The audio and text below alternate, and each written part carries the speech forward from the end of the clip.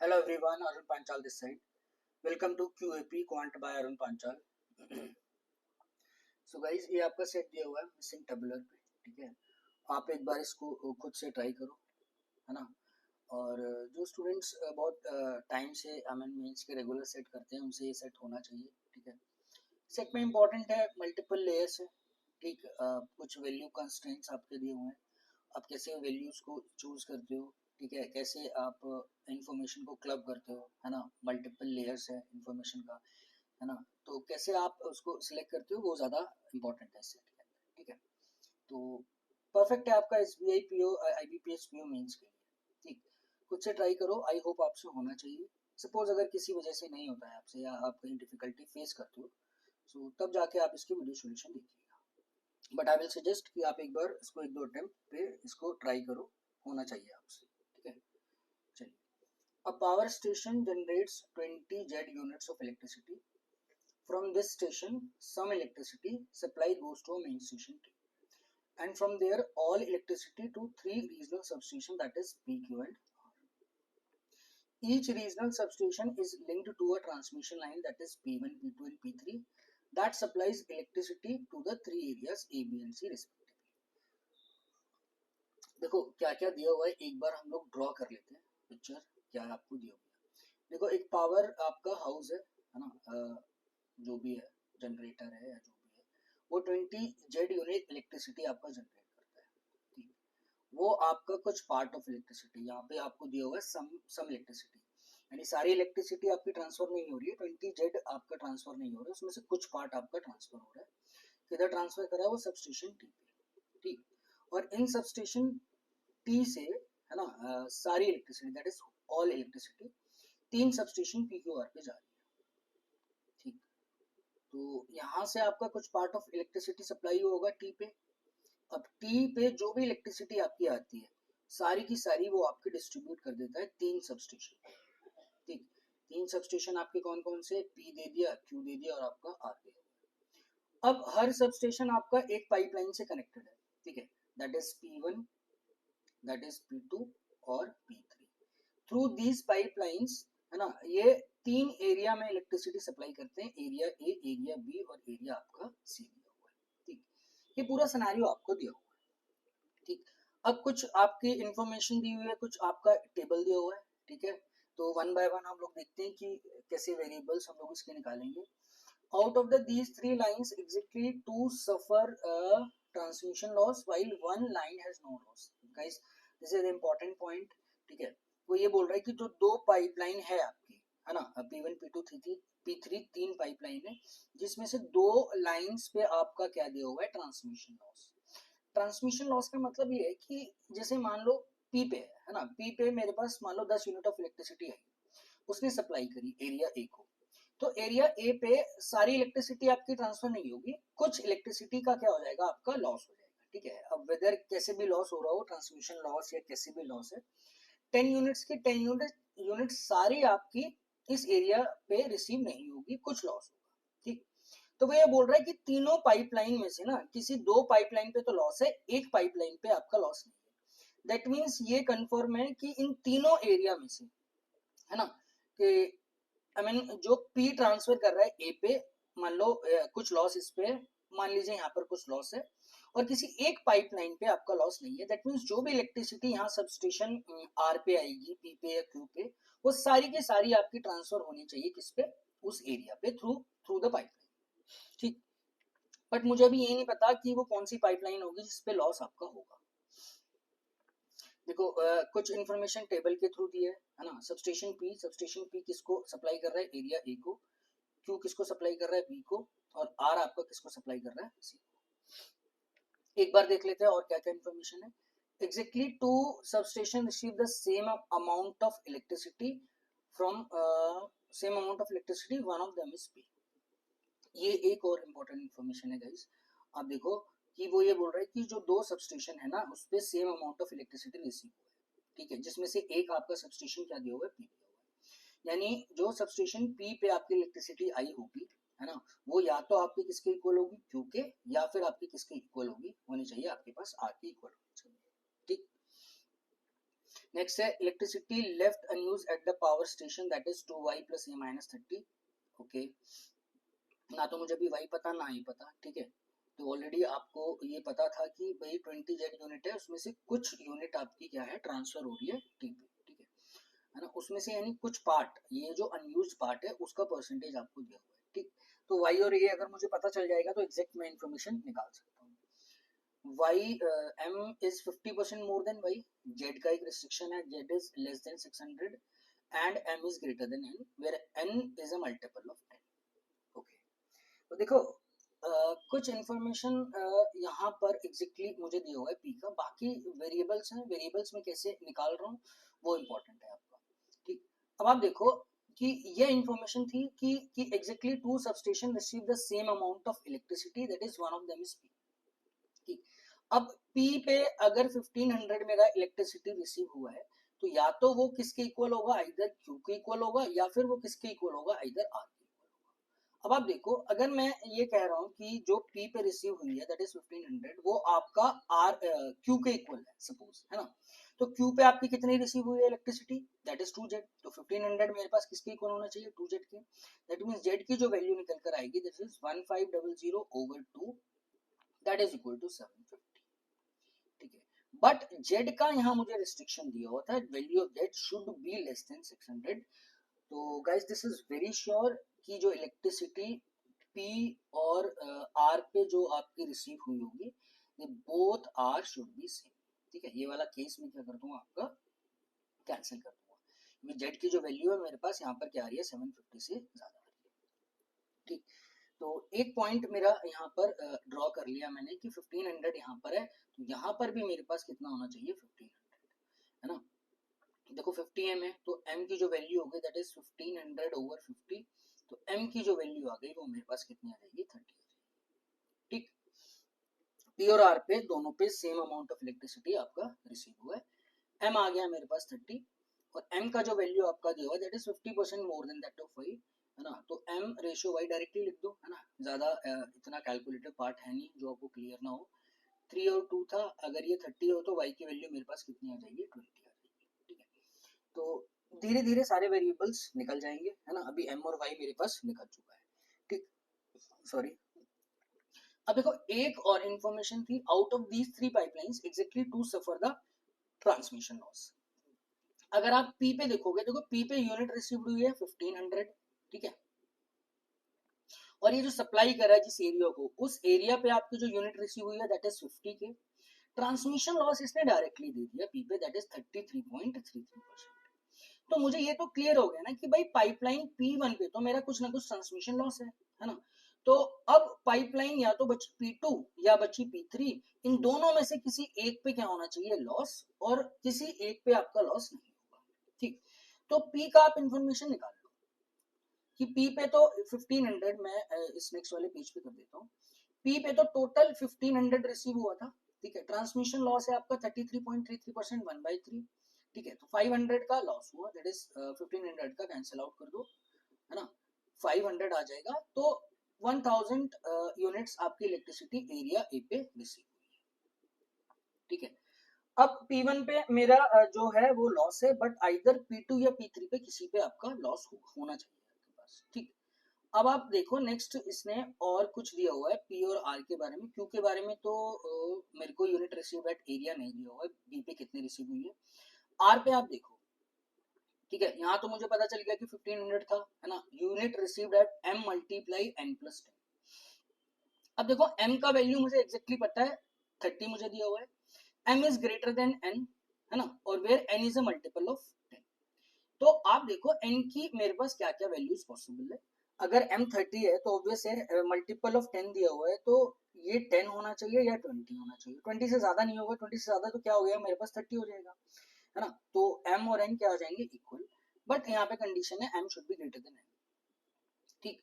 अब मेरे पास n का वैल्यू है और m का वैल्यू है, मैं ये पता लगा सकता हूँ एक बार कि मेरे पास यूनिट जो R है यानी R पे जो एरिया C पे कितनी यूनिट आपकी इलेक्ट्रिसिटी रिसीव हुई होगी। आप देखो m का तो फिक्स वैल्यू है ना 30, एक बार अगर n को 10 रखो तो this is 10 plus 10 20, this is 20 into 30 that is equal to 600, इतना रिसीव हुआ होगा आपका एरिया सी पे। या फिर आप देख लो अगर इसका वैल्यू आप 20 रखोगे, इनको 20% that is 30, that is equal to 900, है ना। तो आर पे रिसीव तो आपका 1500 था, है ना, और एरिया, जिस एरिया को इलेक्ट्रिसिटी सप्लाई कर रहा है उस पे रिसीव हो रहा है 600 या फिर 900। तो फर्क तो नहीं पड़ रहा ना मुझे मुझे एटलीस्ट मुझे ये पता चल गया कि यहाँ पे कुछ ना कुछ क्या हुआ होगा, आपका लॉस जरूर हुआ। ठीक, अब कितनी इलेक्ट्रिसिटी इस एरिया आई मीन जो आर सप्लाई कर रहा है, किस एरिया पे, उस एरिया पे कितनी इलेक्ट्रिसिटी रिसीव हुई है वो अभी मैं पता नहीं लगा पा रहा हूँ, that is 600 either 900, but this is sure कि पाइपलाइन P3 पे मेरा क्या है, कुछ ना कुछ लॉस है। गाइस क्लियर है आई होप, है ना। देखो मैंने क्या किया, एम की वैल्यू मुझे पता था, एन की दो वैल्यू थी, मैंने ये पता लगा लिया कि एरिया सी पे कितनी इलेक्ट्रिसिटी आपकी रिसीव हुई है, या तो 600 है या आपके पास कितना है 900। So this is for sure pipeline P3 पे मेरा लॉस है। तो ये मुझे पता चल गया कि P1 और P3 पे लॉस है गाइस, तो दैट मींस P2 पे मेरा जो लॉस होना चाहिए transmission, that should be equal to 0। तो a माइनस 3k/2 की वैल्यू क्या होनी चाहिए, 0 मेरे पास होनी चाहिए। I hope this is clear. ठीक है, और k का वैल्यू अननोन है, के का देखो यहाँ से निकल जाएगा मेरे पास, यानी unit received at area P पे कितना रिसीव हो रहा था आपका, 1000 रिसीव हो रहा था, दैट इज 50 के 1000 था ना, 1500 था, 33.33 का आपका लॉस हो रहा है, हाँ 1000 था, 50 के इक्वल टू 1000 आ गया, तो के का वैल्यू मेरे पास किसके इक्वल आ जाएगा, 20 के इक्वल आ जाएगा। I hope this is clear, है ना। तो नेक्स्ट पेज पे एक बार मैं कर देता हूँ, a minus 3k/2 that should be equal to 0, a minus 3 into 30 by 20 था, आई थिंक 30 था इसका वैल्यू, 20 आपको दिया होगा, 20/2 ये 10 आ गया, दैट इज इक्वल टू 0। तो a की जो वैल्यू निकल कर आ जाएगी वो मेरे पास किसके इक्वल आ जाएगी, 30 के इक्वल आ जाएगी। I hope guys this is clear, है ना। तो a का वैल्यू भी मेरे पास निकल कर आ गया। ठीक, अब मेरे पास क्या क्या बचा, z मेरे पास बचा हुआ है, k निकल गया, सारा वैल्यू मेरे पास निकल गया। ठीक, अब आप देखो और मैं क्या कर सकता हूँ इसके अंदर, ये मेरे पास 2z था, k की वैल्यू आ गई है। ठीक, यहाँ पे आप देखो the electricity left unused at the power station 2y plus a minus 30% of the total electricity generated. ठीक है, तो कितनी इलेक्ट्रिसिटी आपकी क्या हुई है, अनयूज हुई, यानी जो सप्लाई नहीं हुई है ना, वो आपको दिया हुआ है 2y plus a। अब 2 y की वैल्यू मुझे पता हुआ, दैट इज y मेरे पास कितना है, y मैंने अभी निकाला था, दैट इज 20, a का वैल्यू मेरे पास कितना दिया हुआ है आपको, a की वैल्यू 30 है, और प्लस 30 और that is minus 30, cancel out, 20 into 2 यानी 40% ऑफ इलेक्ट्रिसिटी, है ना, 40% ऑफ इलेक्ट्रिसिटी पावर स्टेशन जो मेन जनरेटर है वहां पे अनयूज्ड है। अगर यहाँ पे 40% आपकी अनयूज्ड होगी तो दैट मीन्स यहाँ पे 60% सप्लाई होगा, 60% यानी 20 का 60%, that is equal to 12 z मेरे पास आ जाएगा। ठीक, तो यहाँ पर ये भी मैंने निकाल लिया, सारे वेरिएबल्स निकल गए। तो आप देखो यहाँ पे था आपका 1500, यहाँ पे भी आपका कितना था 1500, बट यहाँ पे किस फॉर्म में दिया था आपका 2z का, यहाँ पे जो रिसीव हो रहा था दैट इज आइदर 900 और 600, अभी एग्जैक्टली मुझे नहीं पता। तो 12z है, ये सारी की सारी इलेक्ट्रिसिटी इसने सप्लाई की थी, तीन में डिस्ट्रीब्यूट किया था, पी क्यू और आर में, ये 12z है आपके पास। ठीक है, तो मैं ऑब्वियस सी बात है, that is 12z, this is equal to 2z plus 1500, ये 1500 ये मेरे पास आ गया 3000, तो 10z की जो वैल्यू आ जाएगी मेरे पास, that is equal to 3000, value of z मेरे पास आ जाएगा, दैट इज इक्वल टू 30। ठीक है, तो अगर ये 30 आ गया तो यहाँ पर टोटल मेरे पास 6000 जनरेट हुआ था, जिसमें से 3600 यहाँ पर सप्लाई हुआ था और 2400 इसमें सप्लाई नहीं किया। ठीक, यहाँ पर 2z है तो Q पे भी मुझे पता चल गया 600 का आपकी इलेक्ट्रिसिटी रिसीव। अब P2 पे तो कोई लॉस है नहीं, है ना, तो जितना यहाँ पर सबस्टेशन Q पे आया होगा सारा का सारा इलेक्ट्रिसिटी इसने ट्रांसफर किया होगा B पे, तो B पे जो आपकी इलेक्ट्रिसिटी रिसीव हुई है दैट इज इक्वल टू 600 आपके पास आ जाएगा। Guys it's a very beautiful set. ठीक है, धीरे धीरे आप देख रहे हो कैसे एक एक वेरिएबल्स निकल रहे हैं, है ना, कुछ रिस्ट्रिक्शन दी हुई है तो उससे मैं वैल्यूज को क्या कर रहा हूँ, आपको एलिमिनेट कर रहा हूँ। ठीक, तो सारा डाटा एग्जैक्टली निकल गया है आपका, है ना। और बट सी का मुझे अभी फिलहाल ये नहीं पता कि वो वेदर इट इज 900 और 600। ठीक, यहाँ पे और वेरिएबल जो भी हैं अगर निकालने होंगे तो हम लोग निकाल लेंगे। देखो बी परसेंट है, बी का मुझे ट्रांसमिशन लॉस नहीं पता एग्जैक्टली, बी की दो वैल्यूज आएंगी, जो भी आएगी एक बार देख लेते हैं, है ना। बी पे लॉस हो रहा है आपके पास दैट इज 1500, है ना, और ये 900 है, तो ये तो लॉस होगा आपका इधर 600 या फिर कितना हो जाएगा आपके पास 900। ठीक, तो दो वैल्यू आएगा बी का, जैसे भी होगा थ्रू क्वेश्चन हम लोग देख लेते हैं। चलिए तो एक बार क्वेश्चन देख लेते हैं इसके, क्या क्या इसने दिया हुआ है। Find the amount of electricity received at area C. देखो वही पूछ लिया इसने पहले वाला, है ना। सी पे जो मेरा रिसीव हो रहा था एक बार और देख लो, सॉरी दैट इज 900 और 600, है ना। अब यही पूछ रहा है कि कितना आपका एरिया इस पे रिसीव हुआ है, 900 या 600 हुआ है। The electricity loss through transmission line P3 is a multiple of Z. Z की वैल्यू कितनी दी है मेरे पास 300। वो क्या बोल रहा है, जो इलेक्ट्रिसिटी लॉस हुआ है आपका पाइपलाइन P3 पे, तो P3 पे लॉसेस आपको पता है टोटल 1500 था, अभी अभी निकाला है हमने, दैट इज या तो वो 600 होगा या मेरे पास किसके इक्वल होगा, वो 900 के इक्वल होगा, है ना। वो बोल रहा है जो लॉस होना चाहिए that should be multiple of 300, तो दोनों ही मेरे पास 300 के मल्टीपल है, 600 भी और 900 भी। तो पहली इंफॉर्मेशन तो मैं एग्जैक्टली पता नहीं लगा सकता कि कितना आपका रिसीव हुआ है। ठीक है, statement 1 is not sufficient. Statement 2 पे आ जाओ। The electricity received at each area is distinct. each area is distinct electricity received। okay, तो एक बार आप देखो कि ए पे यहाँ पे कितना हुआ है 1000, यहाँ पर आपका कितना दिया हुआ है 600, सी पे 900 600 है। अगर डिस्टिंक्ट है तो ये 600 है, तो ये 600 वाला केस आपका क्या हो जाएगा, कैंसिल आउट। यहाँ पर श्योर हो गए हम लोग कि यहाँ पर फिर इलेक्ट्रिसिटी कितनी आपकी रिसीव हुई होगी एरिया सी पे, दैट इज 900। क्लियर, तो स्टेटमेंट सेकंड मेरा अलोन सफिशिएंट है, मैं पता लगा सकता हूँ कि सी पे कितना रिसीव हुआ है 900। ठीक है, तो second alone is sufficient to answer the question. I hope clear है आपको। चलिए नेक्स्ट क्वेश्चन आ जाइए, नेक्स्ट क्या बोल रहे हो।